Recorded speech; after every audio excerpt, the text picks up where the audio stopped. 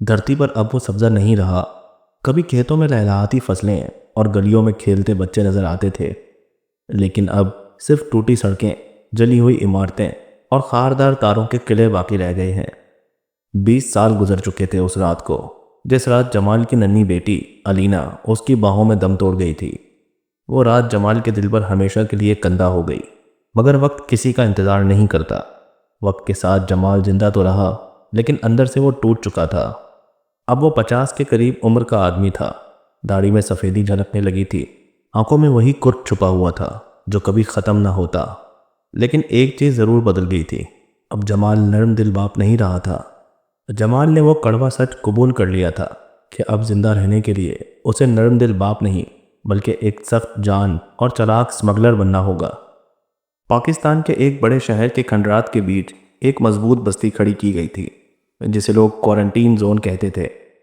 ऊंची ऊंची दीवारें, खारदार तारें और मुसल्लह फौजी, यही थे उस बस्ती के मुहाफिज।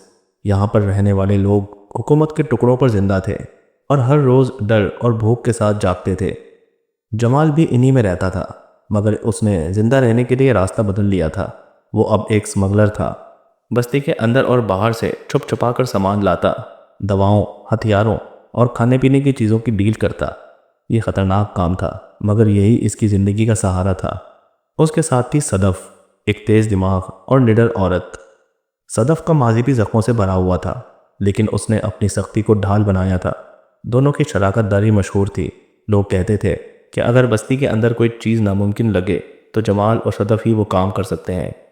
उस दिन भी जमाल और सदफ एक अंधेरी गली में खड़े थे। सामने एक आदमी खड़ा कांपते हाथों से एक छोटा बैग पकड़े हुए था। उस बैग में 2 कीमती इंजेक्शन छुपे थे, ऐसे इंजेक्शन जो बुखार और इन्फेक्शन को रोक सकते थे। यही है? जमाल ने सख्त लहजे में पूछा। आदमी ने अज़बात में सर हिलाया। सदफ ने बैग चेक किया, फिर एक पुरानी बंदूक उसके हाथ में थमा दी। सौदा बराबर, लेकिन अगर कभी हमें धोखा देने की कोशिश की तो याद रखना, हम भूलते नहीं। आदमी ने डरते डरते बैग जमाल के हवाले किया और अंधेरों में गुम हो गया। जमाल ने सदफ की तरफ देखा। ये शहर दिन ब दिन ज़्यादा खतरनाक होता जा रहा है। फौजी भी सख्त हो गए हैं। सदफ ने सर्द सांस ली। खतरा ही तो हमारा कारोबार है जमाल, वरना जिंदा रहने का क्या मतलब है। दोनों सामान लेकर वापस जा ही रहे थे कि अचानक दूर से फौजियों की सीटियों की आवाज़ आई। गश्त बढ़ गया है, सदफ ने जल्दी से कहा। जमाल ने अलीना का वो पुराना लॉकेट अपनी जेब में दबाया और आहिस्ता आवाज़ में बोला, आओ पिछली गली से निकलते हैं। वो दोनों दबे कदमों अंधेरों में गायब हो गए। अब उनकी ज़िंदगी का हर दिन एक जुआ था, जिंदा बचने का जुआ। रात को बस्ती के एक छोटे से कमरे में जमाल बैठा पुराने सोफे पर खामोश था।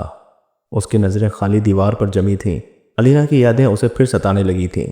अचानक दरवाज़ा खुला। सदफ अंदर आई और कहने लगी, हमें एक नया काम मिला है, कुछ अलग सा। जमाल ने चौंक कर पूछा, क्या मतलब? सदफ ने करीब आकर धीरे से कहा, कल सुबह हमें एक लड़की से मिलना है, नाम है ऐमन। वो आम लड़की नहीं है जमाल, शायद यही काम हमारी ज़िंदगी बदल दे। जमाल ने शक भरी नज़रों से सदफ की तरफ देखा। ज़िंदगी बदलने वाली बातें मैं 20 साल से सुन रहा हूँ। आखिर ये लड़की है कौन? सदफ ने मुख्तसर सा जवाब दिया, कल पता चल जाएगा। कमरे की खामोशी में सिर्फ बाहर फौजी गाड़ियों का शोर गूंज रहा था, मगर जमाल के दिल में पहली बार 20 साल बाद एक सवाल जाग चुका था, क्या वाकई कोई नया सफ़र शुरू होने वाला है? सुबह का वक्त था। बस्ती की गलियां हमेशा की तरह शोर से भरी हुई थीं। एक तरफ लोग राशन के लिए लाइन में लगे थे, दूसरी तरफ फौजी बंदूक थामे सब पर नज़र रखे खड़े थे। बच्चे भूख से बिलख रहे थे और औरतें पानी की बाल्टियां उठाकर लड़ रही थीं। ये मनाजिर जमाल के लिए अब मामूल बन चुके थे। सदफ ने कंधे से लगे थैले को दुरुस्त किया और आहिस्ता आवाज़ में बोली, जमाल, आज हमें किसी और तरह के काम पर जाना है। याद रखना, यह सौदा बाकी सबसे अलग है। जमाल ने शक्की नज़रों से सदफ को देखा। तो आखिर है कौन ये ऐमन? इतनी ख़ास क्यों है? सदफ ने सिर्फ इतना कहा, देख लोगे। वो दोनों बस्ती के एक कोने में पहुंचे जहां पुरानी टूटी हुई इमारत खड़ी थी। दरवाजे पर एक फौजी खड़ा था, मगर सदफ को देखकर सर हिलाया और अंदर जाने दिया। जमाल ने हैरानी से पूछा, ये कैसा काम है जिसमें फौजी खुद रास्ता दे रहे हैं? सदफ ने सिर्फ इतना कहा, सब्र कर जमाल, सब वक्त पर पता चलेगा। अंदर का मंजर बिल्कुल अलग था। अंधेरी दीवारों पर पुरानी बिजली की तारें लटक रही थीं। कमरे के बीचों बीच एक कुर्सी रखी थी और उस पर बैठी थी एक लड़की, उम्र बमुश्किल 14-15 साल, बाल बिखरे हुए, चेहरे पर मिट्टी, मगर आंखों में एक अजब चमक थी। यही थी ऐमन। जमाल ने भवें चढ़ाकर कहा, यह है वो लड़की, हम इसके लिए अपनी गर्दन खतरे में डालेंगे। ऐमन ने जमकर जमाल की तरफ देखा और तीखे लहजे में कहा, मैं कोई बोझ नहीं हूँ। जमाल चौंक गया। उसने सोचा था कि ये लड़की सहमी हुई होगी, मगर उसके लहजे में एतमाद था। सदफ ने बीच में बात संभाली, हमारा काम है इस लड़की को बस्ती से बाहर ले जाना। बाहर? जमाल की आंखें फैल गईं। क्या तुम्हें अकल नहीं? बाहर तो इन्फेक्टेड, डाकू और मौत का राज है। हमने सालों से उस दीवार के पार कदम नहीं रखा। सदफ ने उसकी आंखों में आंखें डालकर कहा, हाँ, और इसलिए ये काम हमें दिया गया है, क्योंकि कोई और ये नहीं कर सकता। कमरे में मौजूद एक फौजी आगे बढ़ा और आहिस्ता आवाज़ में बोला, ये लड़की आम नहीं है, इसके अंदर कोई ऐसा राज छुपा है जो दुनिया बदल सकता है। जमाल ने हंसी उड़ा दी। दुनिया बदलने वाली कहानियां सुन सुन के कान पक गए हैं। दुनिया अब बस मर रही है। ऐमन ने हल्की मुस्कुराहट के साथ कहा, शायद दुनिया मर रही हो, मगर मैं जिंदा सबूत हूँ कि अभी सब खत्म नहीं हुआ। जमाल के दिल में पहली बार हल्की सी हैरत उठी। ये लड़की आम नहीं लग रही थी। रात के वक्त जमाल और सदफ अपने कमरे में वापस आए। जमाल परेशान था। सदफ, हमने बहुत मुश्किल काम किए हैं, मगर ये एक लड़की को बस्ती से बाहर ले जाना, ये खुदकुशी है। सदफ ने सिगरेट सुलगाते हुए कहा, मैं मानती हूँ खतरा है, मगर जमाल, कभी सोचा है कि 20 साल से हम सिर्फ जिंदा रहे हैं? बस जिंदा रहना ही सब कुछ नहीं, शायद ये सफ़र हमें कोई मकसद दे दे। जमाल खामोश हो गया। उसने अपनी जेब से अलीना का पुराना लॉकेट निकाला और देर तक देखता रहा। फिर धीरे से बोला, ठीक है, अगर ये सफ़र शुरू करना है तो कर लेते हैं। खिड़की के बाहर बस्ती की तारीक गलियां थीं और दूर कहीं इन्फेक्टेड की चीखें सुनाई दे रही थीं, मगर उस रात पहली बार जमाल को लगा जैसे अंधेरों के बीच एक छोटी सी रोशनी जलने लगी है। रात के पिछले पहर जमाल नींद के बजाय जागता रहा। कमरे की छत को घूरता और बार बार अलीना की यादों में डूब जाता। सदफ एक तरफ ऊँग रही थी, मगर जमाल के दिल में हलचल थी। 20 साल बाद वो पहली बार किसी और की जिम्मेदारी उठाने जा रहा था।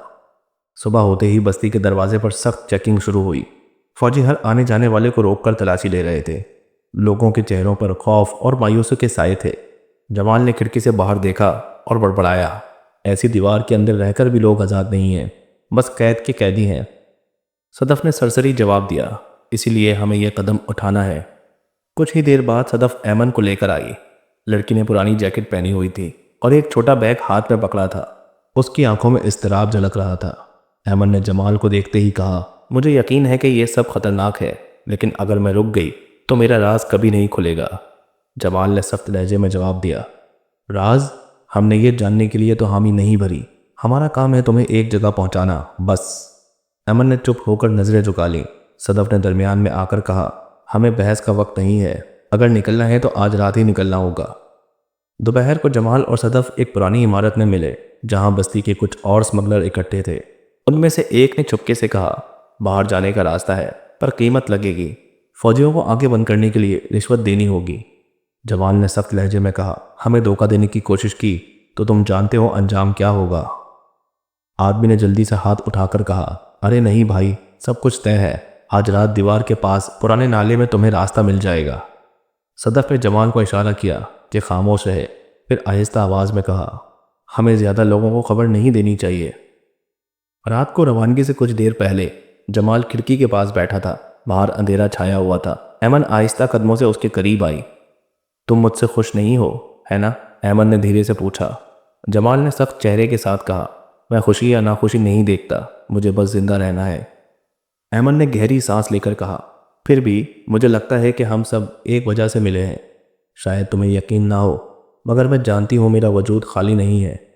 जमाल ने पहली बार उसकी आंखों में बराह रास्त देखा। लम्हे भर को अलीना की मासूम आंखों की झलक दिखाई दी। दिल के किसी कोने में चुभन सी हुई, मगर वो फौरन नजरें फेर गया। सो जाओ, कल लंबा दिन है, जमाल ने मुख्तसर कहा। ऐमन खामोशी से पलट गई, लेकिन जमाल के दिल में हल्की सी बेचैनी जाग गई। सदफ ने सामान बांधते हुए कहा, सब कुछ तैयार है, जैसे ही गश्त कम होगा हम निकलेंगे। ऐमन ने बैग कंधे पर लटकाया और पुरअज़म लहजे में बोली, मैं तैयार हूँ। जमाल ने आखिरी बार बस्ती की दीवारों को देखा। 20 साल वहीं कैद रहा था और आज पहली बार कदम बाहर रखने जा रहा था। उसने खुद से धीरे से कहा, यह सफ़र हमें कहाँ ले जाएगा? और फिर तीनों अंधेरों में गुम हो गए, उस सफ़र की तरफ जो उनकी ज़िंदगियां बदलने वाला था। रात के अंधेरों ने बस्ती को अपने हिसार में लिया हुआ था। दीवारों के ऊपर लगी बत्तियां मद्दम हो रही थीं। और गश्त करने वाले फौजियों की टॉर्च दूर कहीं हरकत कर रही थी। यही वक्त था निकलने का। जमाल ने सदफ और अहमद को इशारा किया। तीनों दबे कदमों चलते हुए उस गली की तरफ बढ़े जो बस्ती के नाले की तरफ जाती थी। जगह जगह मलबे के ढेरों और टूटी गाड़ियां पड़ी थीं, जिन्हें पार करते हुए वो आखिरकार उस संग आलूद गेट तक पहुंचे जिसके पीछे आज़ादी और ख़तरा दोनों मौजूद थे। सदफ ने धीरे से गेट खोला। चरचराहट की आवाज़ गूंजी तो तीनों के दिल एक लम्हे को रुक गए। जमाल ने जल्दी से हाथ बढ़ाकर गेट को पकड़ लिया और सरगोशी में कहा, खामोश, कोई सुने ना। नाले के अंदर कीचड़ और बदबू फैली हुई थी। अहमद नाक पर हाथ रखकर चल रही थी, मगर जमाल आगे बढ़ता गया। वो जानता था कि अगर रुक गए तो वापसी का कोई रास्ता ना होगा। कुछ ही देर बाद वो एक तंग सुरंग से गुजरकर बाहर निकले। सामने वीरान शहर का पहला मंजर खुला। ऊंची इमारतें टूटी हुई, दूर कहीं धुआं उठ रहा था और हवा में जलने की बू भरी थी। अहमद ने धीरे से कहा, ये सब असल में ऐसा है, मैंने कभी सोचा भी नहीं था। सदफ ने तल्ख लहजे में जवाब दिया, यही है असल दुनिया। बस्ती की दीवारें बस एक छोटा किला है। यहाँ हर लम्हा जिंदा रहने की जंग है। अभी वो सड़क पार करने ही वाले थे कि अचानक एक खौफनाक आवाज़ सुनाई दी। अहमद चौंक कर जमाल के बाजू को पकड़ गई। ये क्या था? जमाल ने हाथ से इशारा किया, खामोश रहो, आवाज़ की तरफ मत देखो। मगर अगले ही लम्हे टूटे हुए शीशे के दरमियान से एक साया हरकत करता नजर आया। धूप की कमी और अंधेरे ने उसके खदोखाल धुंधला दिए थे, मगर उसकी बेढंगी हरकतें और घसीटी हुई टांगें साफ बता रही थीं कि ये कोई इंसान नहीं बल्कि इन्फेक्टेड था। सदफ ने आहिस्ता आवाज़ में कहा, सिर्फ एक है, अगर हम ध्यान से चलें तो शायद बच जाएं। अहमद ने घबराकर सर हिलाया, नहीं, ये हमें देख लेगा। जमाल ने आंखों में सख्ती लिए कहा, हमें देखने से पहले हमें यह फैसला करना होगा कि भागना है या लड़ना। तीनों खामोश हो गए। बाहर की दुनिया का पहला इम्तिहान उनके सामने खड़ा था। इन्फेक्टेड के घसीटने की आवाज़ करीब आ रही थी। अमन की सांसें तेज थीं। सदफ ने बंदूक पर हाथ रखा हुआ था और जमाल के दिल में एक फैसला बिजली की तरह गूंजा, या तो आज हम जिंदा रहेंगे या ये रात हमारी आखिरी होगी।